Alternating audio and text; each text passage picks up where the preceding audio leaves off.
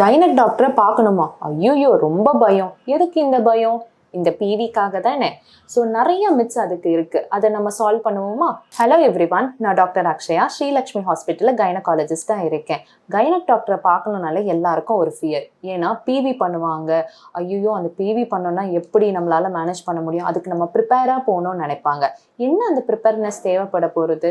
அந்த மாதிரிலாம் எதுவுமே கிடையாது. காமனாக சில மித்ஸை ஃபாலோ பண்ணுறதை நம்ம பிரேக் பண்ணுவோம். ஃபர்ஸ்ட் திங், டாக்டரை பார்க்க போகிறது just to examine your organs எப்படி இருக்கு, யூட்ரஸ், ஓவரி நல்லா இருக்கான்னு பார்க்கறதுக்காக. அதுக்கும் பியூபிக் ஹேரை க்ரூம் பண்ணுறதுக்கும் என்ன சம்மந்தம் இருக்கு? Is doctor going to judge you? No. So டாக்டரை பார்க்க போகும்போது உங்கள் பியூபிக் ஹேரை கம்ப்ளீட்டாக ஷேவ் பண்ணணுன்றது அவசியமே கிடையாது.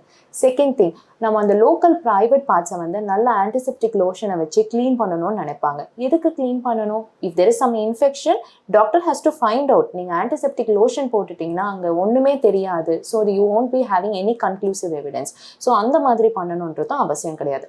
நம்பர் 3, பீரியட்ஸ் டைமில் பெல்விக் எக்ஸாமினேஷன் பண்ணக்கூடாதுன்றதுலாம் கிடையாது. மோஸ்ட் காமன் கம்ப்ளைண்ட்டே அப்நார்மல் ப்ளீடிங் தான். ஸோ அப்போ பீரியட்ஸ் டைமில் பார்த்தா தானே நமக்கு ஃப்ளோ எப்படி இருக்குன்றது தெரியும். அன்லெஸ் யூ ஆர் வெரி டிஸ்கம்ஃபர்ட்டாக இருக்குது அப்படின்னா தான் பண்ணக்கூடாது. இல்லைனா அதுக்கு எந்த கான்ட்ராஇண்டிகேஷனும் கிடையாது. அப்போ டாக்டரை பார்க்க போகும்போது மெயின் திங் என்ன பண்ணணும்? உங்கள் ஓல்டு ரெக்கார்ட்ஸை எடுத்துகிட்டு வாங்க. அதுவே ரொம்ப ஹெல்ப்ஃபுல்லாக இருக்கும். தேங்க்யூ.